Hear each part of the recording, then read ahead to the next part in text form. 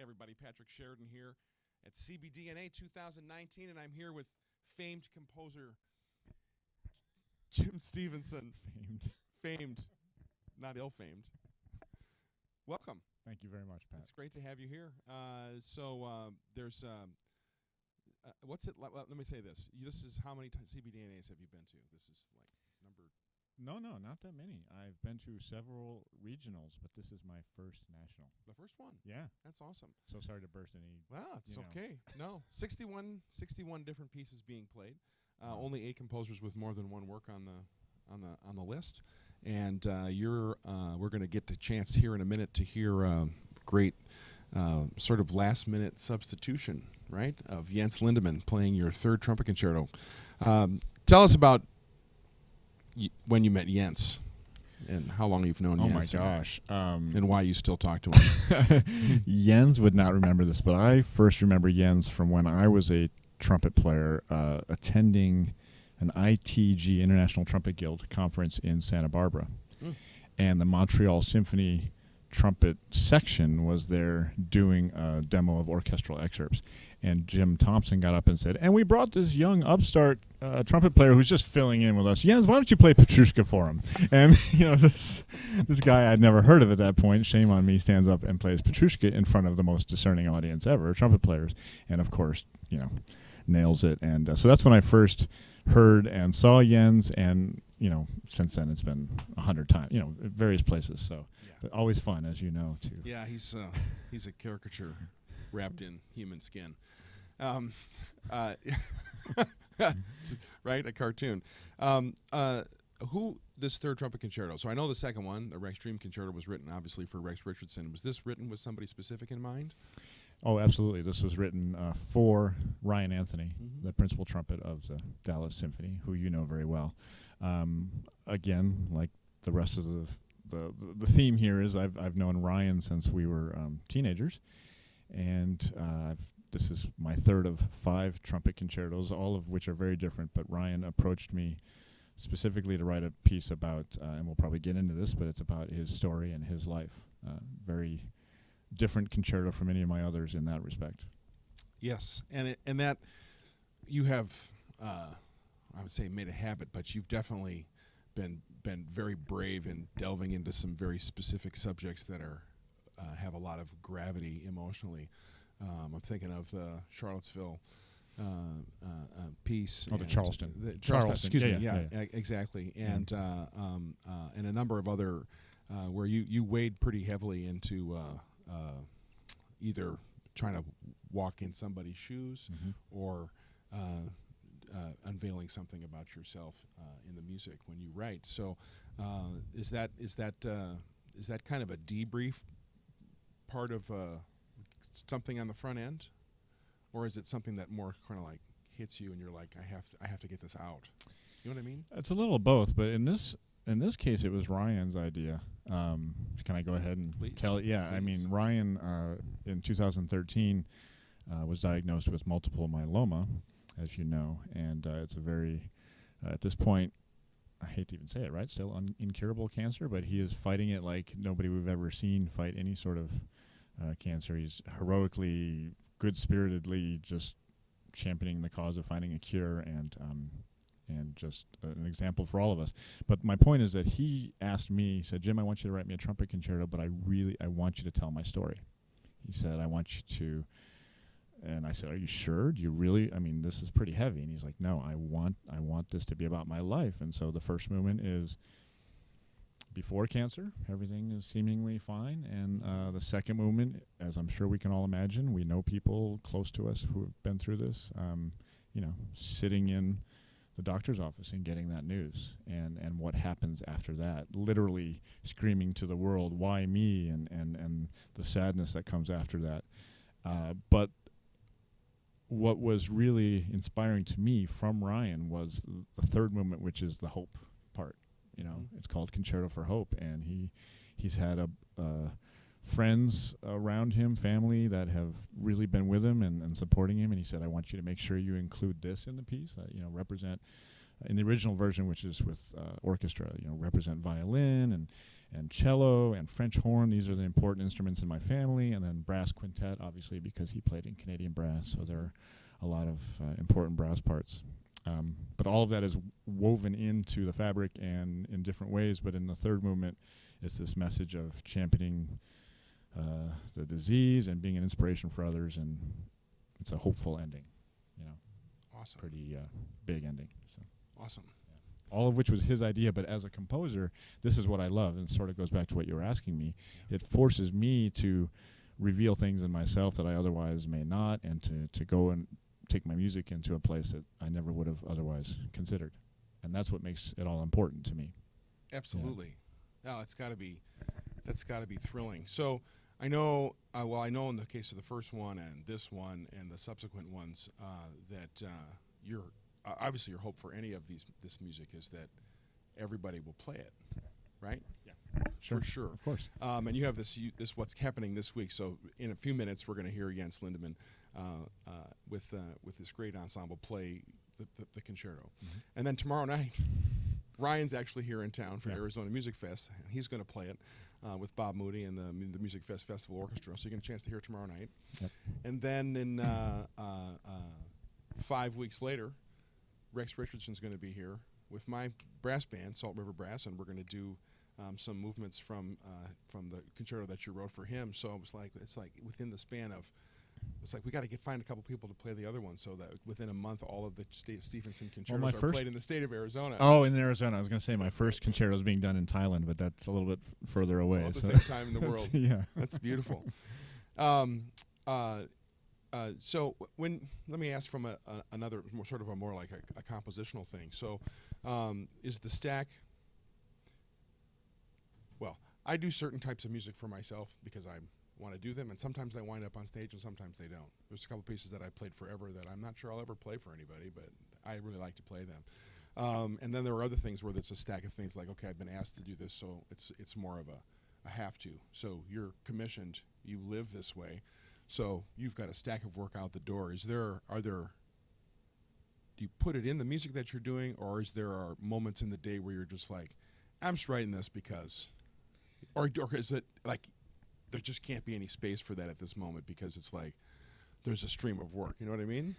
It's or do you try to find something like that, or it's like, no, I don't write for fun.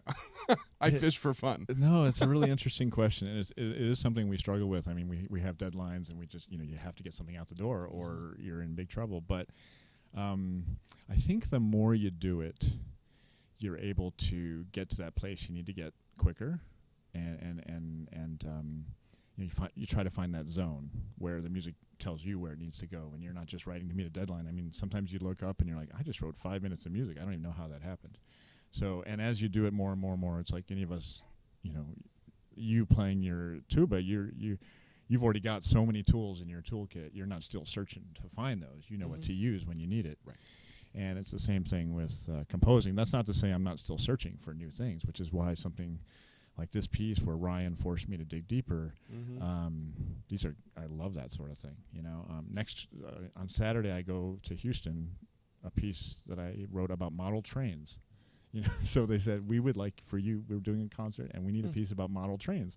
And I happened to build a model train when I was a kid with my dad. So I went back to that experience. I rebuilt a model train, listened to what it sounded like, and that became a piece. And it just happened, Cool. So it's all these sorts of things that where we just have more tools. And I mean, there are some pieces where I know that I've written my best music in pieces that don't get heard nearly as often as others, just because of the instrumentation I happen to write that for. They're just not featured as much.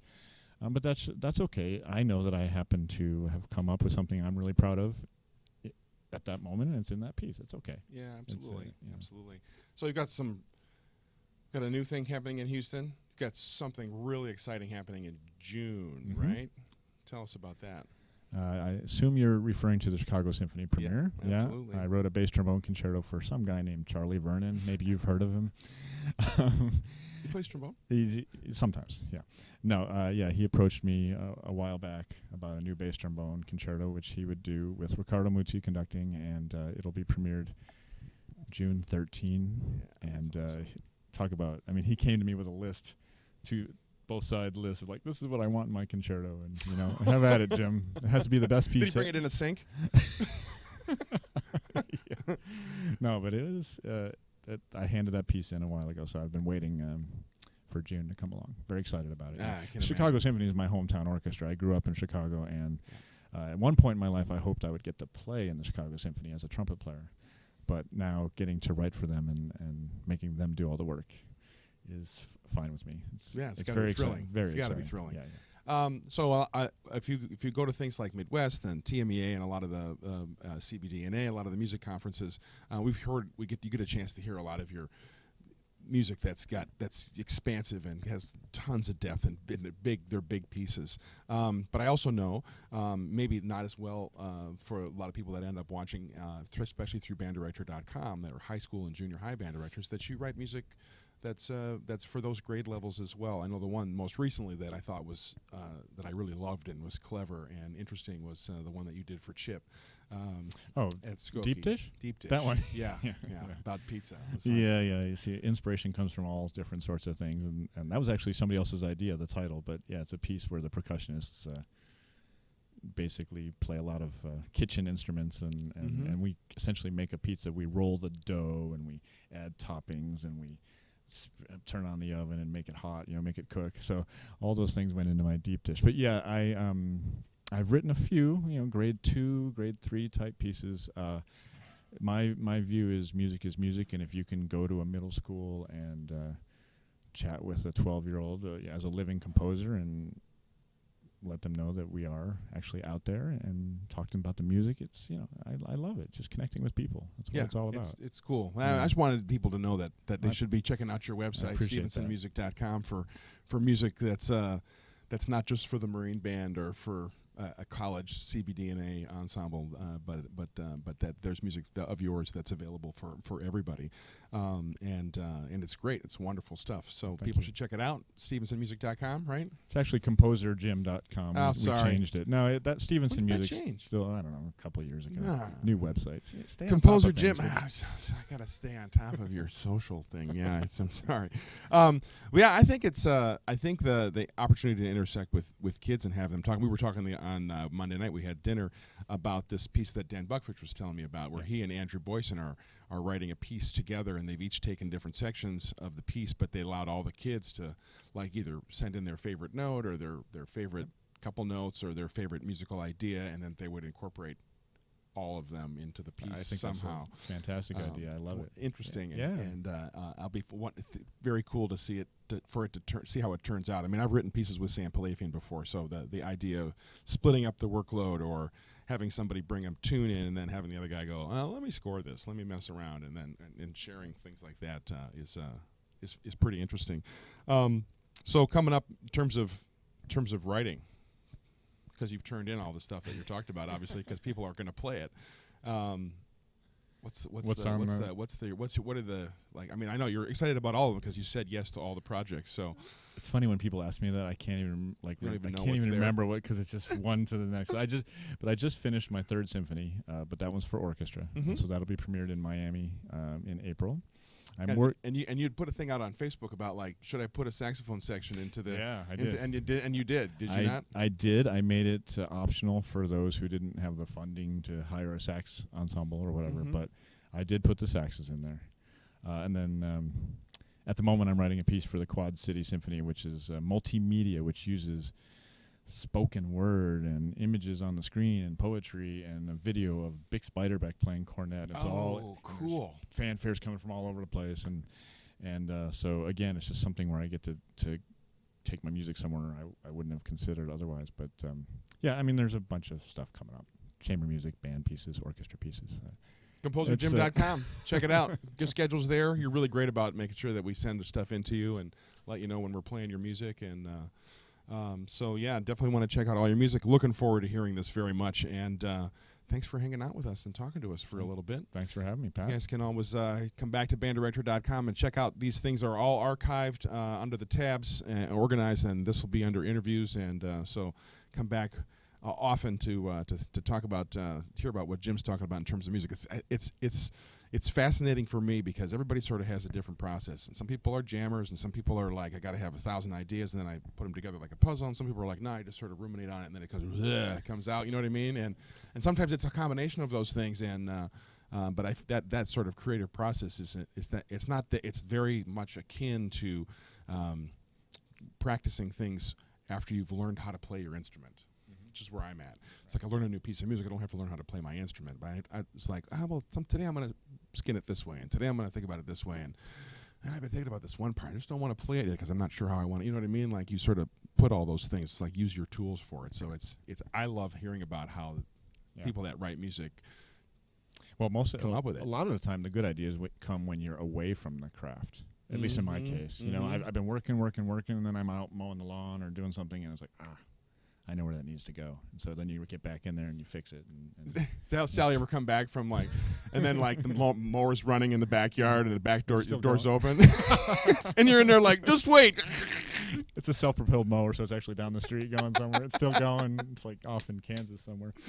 It's beautiful. That's beautiful. We need the Drew to do a comic on that. I think that's the good. What happened to Jim? I love it. Thanks so much, man. Thanks for having you here. Enjoy the show. Oh, I will. No doubt. They sound great. Yeah, it's going to be great. Thank you. Yep.